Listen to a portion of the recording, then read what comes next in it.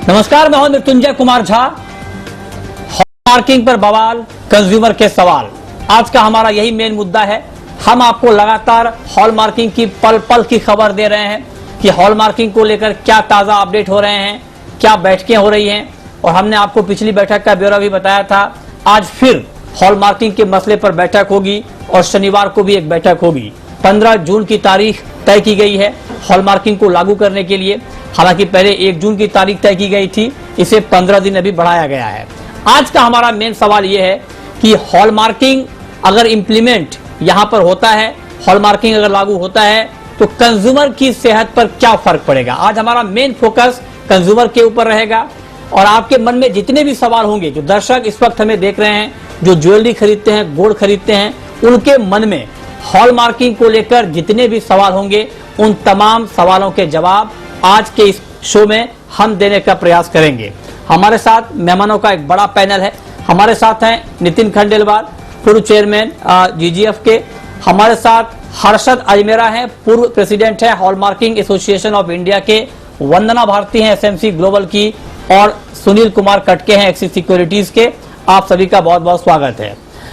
तो आज का हमारा मेन जो मकसद है हर्षद अजमेरा जी, कि कंज्यूमर के सवालों के जवाब दिए जाएं। तो कंज्यूमर का पहला सवाल यही है सर, हमने 5 बड़े सवाल यहाँ पर निकाले हैं और पहले 5 सवाल आपको एक बार फिर से बता दें और फिर हम एक एक करके सवाल का जवाब लेंगे। पहला सवाल कंज्यूमर का ये है कि क्या हॉलमार्किंग पूरे देश में लागू हो जाने से उन्हें गोल्ड की 100% प्योरिटी की गारंटी मिल जाएगी या तब भी कुछ बाकी रह जाएगा।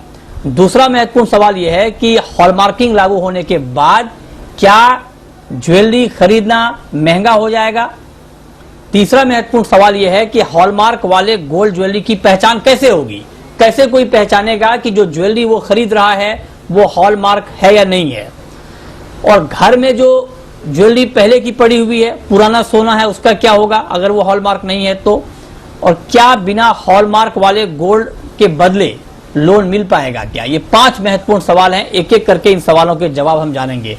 तो अजमेरा जी, मेरा पहला सवाल आपसे यही होगा कंज्यूमर के बिहाफ पर कि क्या हॉलमार्किंग इंप्लीमेंट हो जाने से ये पूरी तरह से मान लेना चाहिए कि आपको प्योर गोल्ड ही मिलेगा या तब भी कोई शक, कोई गुंजाइश प्योर नहीं मिलने की रह जाएगी। जय जिनेंद्र, नमस्कार जी।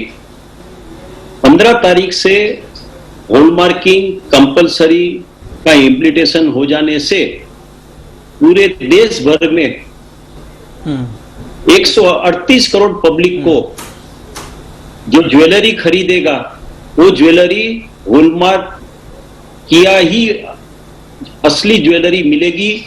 जो ज्वेलरी की शुद्धता की guarantee, third party guarantee BIS government की भी रहेगी उसके अंदर में।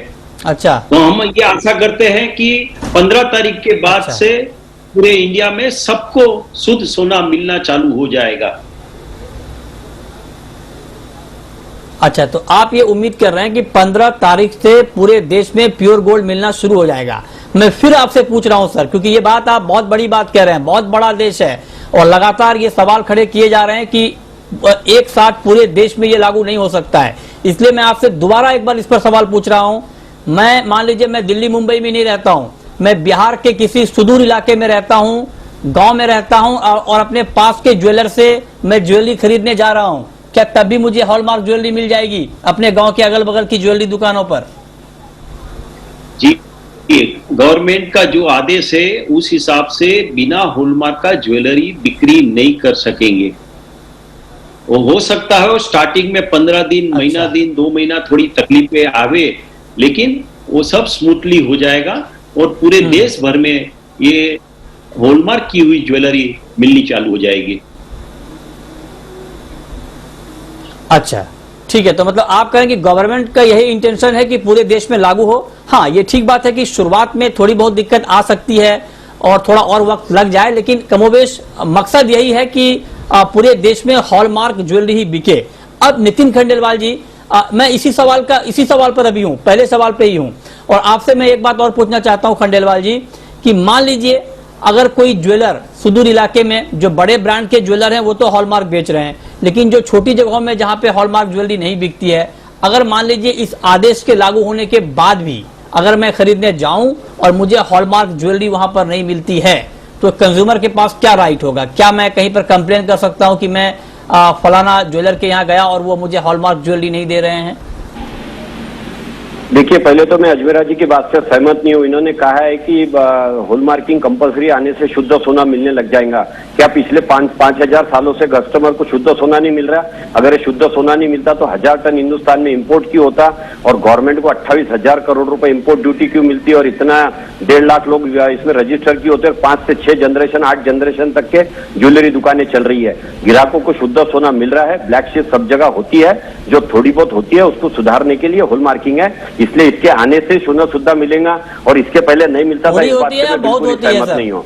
नहीं, बहुत थोड़ी होती है। देखिए, सिस्टम ही बाहर कर देता है। जो आदमी गलत करता था, चाहे आपके मीडिया में हो, चाहे पॉलिटिक्स में हो, चाहे बाबा हो या ज्वेलर्स हो, उनको कस्टमर ही बाहर कर देता है, क्योंकि सेल होता है, रीसेल होता है। मैं एक चीज आपको बताना चाहता हूँ मृत्युंजय जी, आज आपके माध्यम से, वर्ल्ड के अंदर केवल एक ही बिजनेस ऐसा है जिसमें ट्रांसपेरेंसी होती है। कैसे? लोग बोलते हैं कि सोने में कोई समझता नहीं है। आपको मात्र एक शोरूम से निकल के दूसरे शोरूम में जाके आप वेट चेक कर लीजिए। आपको अगर किसी ज्वेलर्स ने गड़बड़ी की है तो आपको वेट चेक करते आता है। 35 रुपए में आप उसको चेक करा सकते हैं हॉलमार्क से, या आप किसी दूसरे ज्वेलर्स में जाके आप कैरेटोमीटर में रख लीजिए, आपको उसको शुद्धता पता लग जाती है। उसके जो रेट होते हैं वो टीवी पेपर में रोज आते हैं। तो ये केवल ऐसा बिजनेस है जहां पे शुद्धता की पूरी गारंटी है। आप कपड़ा लेने जाए, 20% टेरिकॉट है, 80% कॉटन है, कहां जाके चेक करेंगे आप उसको? कौन सा पैरामीटर है? 64 GB का मोबाइल है, कहां जाके चेक करेंगे? नितिन जी, नितिन खंडेलवाल जी, माफी चाहूंगा, इस मुद्दे पे मैं अभी डिबेट को नहीं शिफ्ट करना चाहता हूं, नहीं तो जो आप बात कह रहे हैं इसके ऊपर बहुत सवाल खड़े हो जाएंगे सर। और हॉलमार्किंग अभी कितनी हो रही है देश में, उसके आंकड़े भी हैं, और कितना मतलब बिना हॉलमार्क के ज्वेलरी बिक रहे हैं, कितने ज्वेलर बेच रहे हैं, ये सारे डेटा हैं। इस डिबेट में ना पड़े सर, हमारा मकसद उस पर आज नहीं जाना है, उस पर हम अलग से करेंगे। नहीं तो ये जो आप कह रहे हैं ये ठीक नहीं है। जब रामविलास पासवान अब नहीं रहे, उन्होंने खुद ये बात कही थी कि 12-12 कैरेट की ज्वेलरी लोगों को दे दी जाती है प्योरिटी के नाम पर। तो चलिए वो अलग डिबेट का मसला, उस पर हम अभी नहीं जा रहे हैं।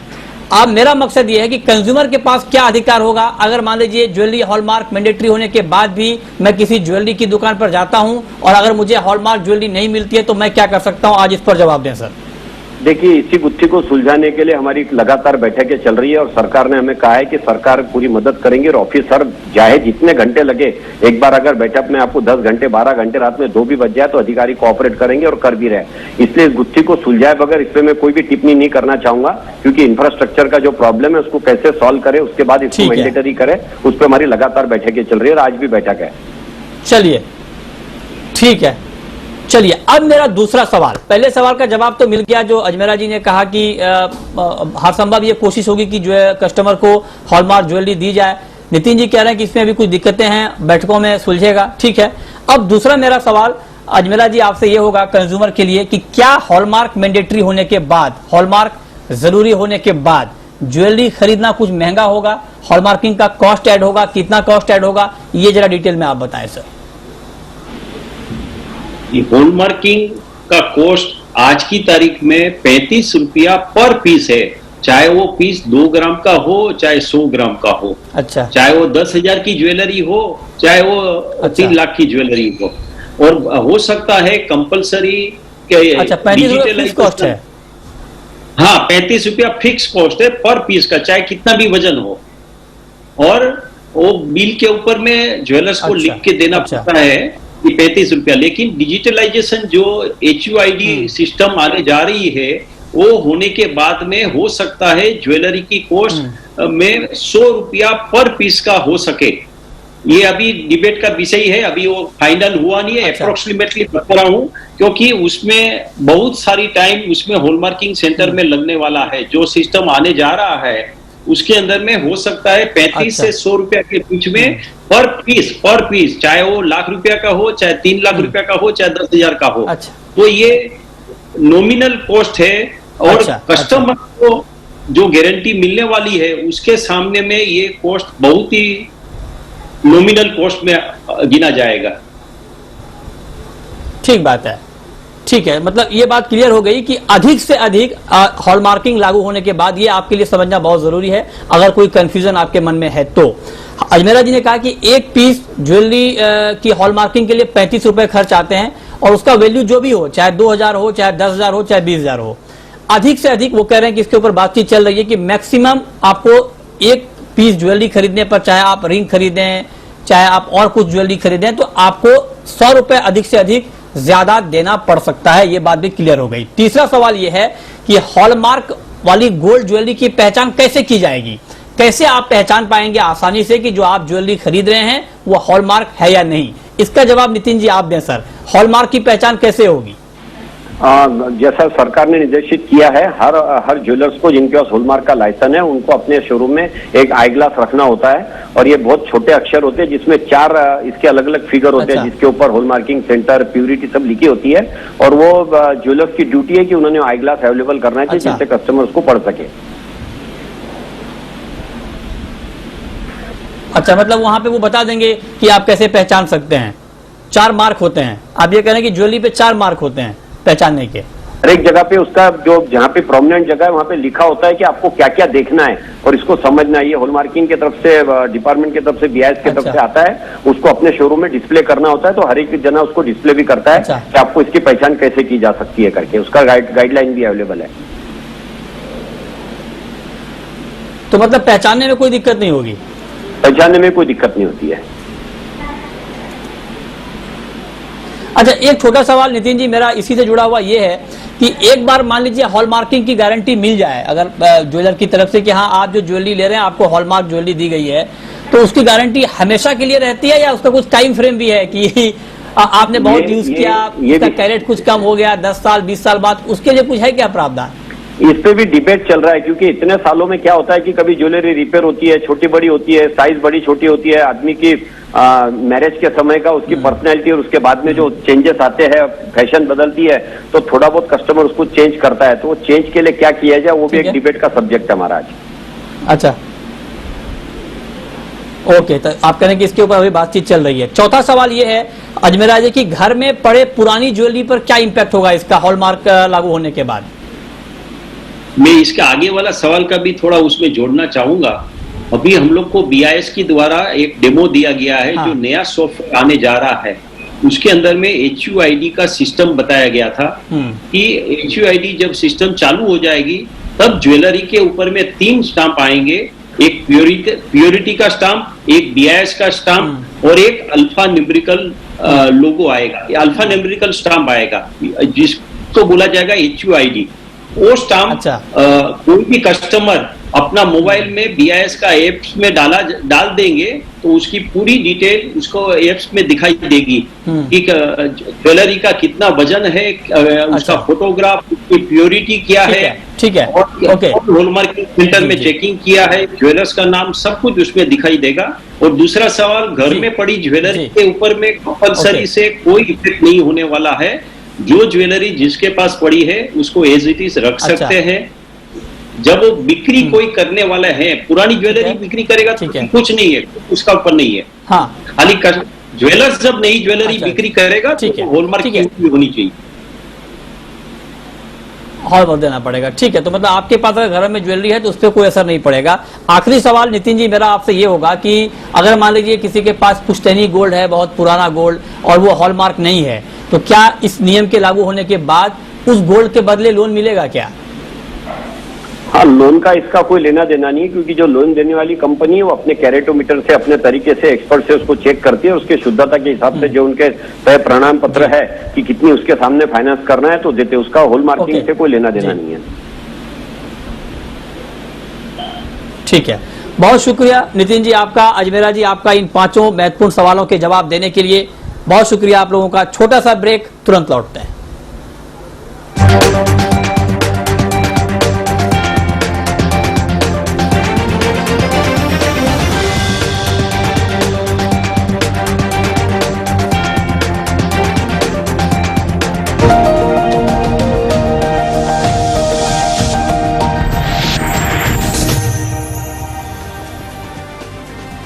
ब्रेक के बाद भी आपका स्वागत है। अब बात करते हैं कि आज आपको गोल्ड और सिल्वर में क्या करना है, क्या आप कर सकते हैं। हमारे साथ वंदना भारती हैं और सुनील कटके हैं। वंदना जी बताएं, आज के लिए गोल्ड आपको कैसा लग रहा है? खरीदना चाहिए, बेचना चाहिए?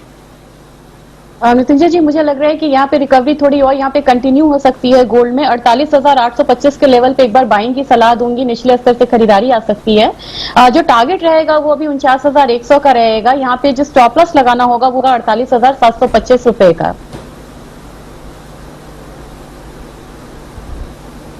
ओके, ठीक है। तो ये बात हो गई आपकी गोल्ड की। चांदी पर आपका व्यू कट के जी, सिल्वर में क्या किया जाए?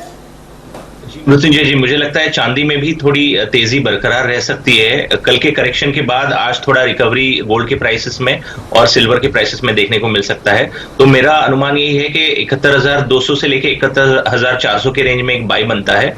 70,900 का एक स्टॉप लॉस लगाते हुए 72,000 का एक टारगेट इंट्राडे में लिया जा सकता है। ठीक है, तो ये राय आपकी चांदी पर। क्रूड में वंदना जी 18 रुपए नीचे है क्रूड का भाव, 4,805 का लेवल है। एशियाई देशों में डिमांड कम है कच्चे तेल की, क्या अभी दबाव में ही रहेगा क्या क्रूड का मार्केट? मृत्युंजय जी, मुझे लग रहा है यहाँ पे कि थोड़ी सी यहाँ पे रिकवरी हो सकती है। रेजिस्टेंस ये कमोडिटी बार बार फेस कर रही है और लग रहा है कि धीरे धीरे रेजिस्टेंस जो है वो ब्रेक हो सकता है। यहाँ पे ईरान का न्यूज में यहाँ पे थोड़ा सा डिस्काउंट हुआ है। मेरे ख्याल से एक टेक्निकल लेवल है 4815, उसके ऊपर अगर ये ट्रेड होती है तो यहाँ पे बाय करना चाहिए। 4890 का टारगेट रखना होगा। तो स्टॉप लॉस यहाँ पे बनेगा आपको 4775 रुपए का। ठीक है, तो ये राय हो गई आपकी क्रूड के ऊपर। अच्छा, नेचुरल गैस का मार्केट अभी आपको कटके जी कैसा लग रहा है? और नेचुरल गैस में क्या इंट्राडे में कोई ट्रेड लेना चाहिए या अभी वेट करना चाहिए, रुकना चाहिए? जी मृत्युंजय जी, थोड़ा पुल बैक हमें जरूर देखने को मिला है नेचुरल गैस के प्राइसेस में। अभी 220 के रेंज में अभी ट्रेड कर रहा है। ये एक्चुअली इसका बढ़ने का कारण यही है कि ग्लोबल प्राइसेस जो है वो थोड़ा अपसाइड में है। तो यूएस के एक्सपोर्ट नंबर्स जो है रिकॉर्ड लेवल तक पहुंच गए हैं, जिसके चलते ये प्राइसेस जो है ऑन द अपसाइड दिखाई दे रहे हैं। मुझे लगता है कि ये 225 तक का एक टारगेट दिखा सकता है। 219 के रेंज में बाई कर सकते हैं। 216 का स्टॉप लॉस लगाते हुए 225 का टारगेट किया जा सकता है नेचुरल गैस में।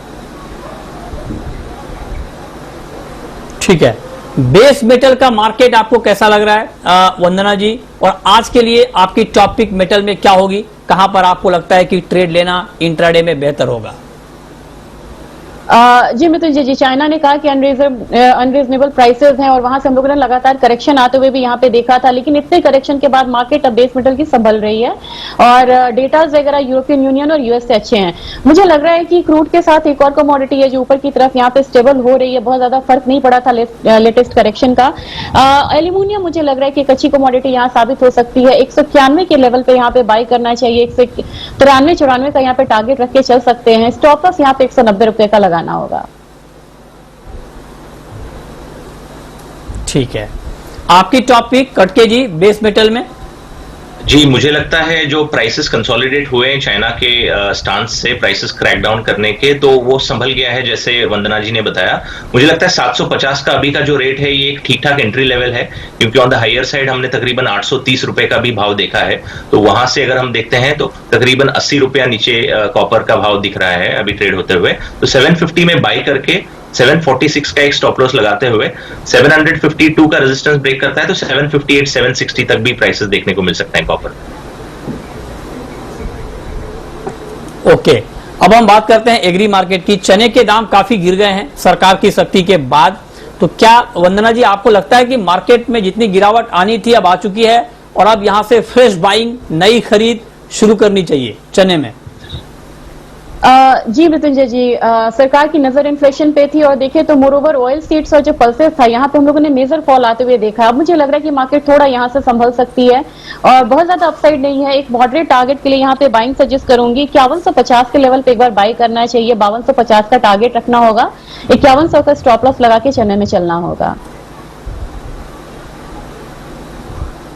ठीक है, अब वक्त है रैपिड फायर राउंड का।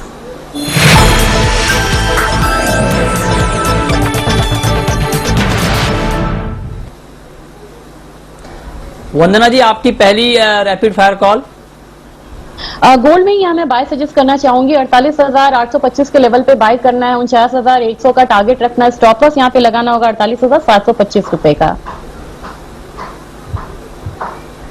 आपकी कॉल कटके जी। जी, मेरा रिकमेंडेशन कॉपर में रहेगा। 750 751 में बाई करना चाहिए, 746 का स्टॉप लॉस लगाते हुए 758 760 का टारगेट देके चल सकते हैं। आपकी आखिरी कॉल वंदना जी। मुतुंजय जी, मुझे लग रहा है कि टर्मरिक में एक बार फिर से स्ट्रॉन्ग मूव आ सकता है। 8040 के लेवल पे बाय करना चाहिए। 8200 का यहाँ पे टारगेट रखना होगा। स्टॉप लॉस आप यहाँ पे लगा सकते हैं 7980 का। चलिए, बहुत शुक्रिया वंदना जी आपका, कटके जी आपका, हमारे साथ जुड़ने के लिए, बताने के लिए कहां पर कमाई के मौके बनेंगे। छोटा सा ब्रेक के बाद देखिए कॉर्पोरेट रडार। नमस्कार।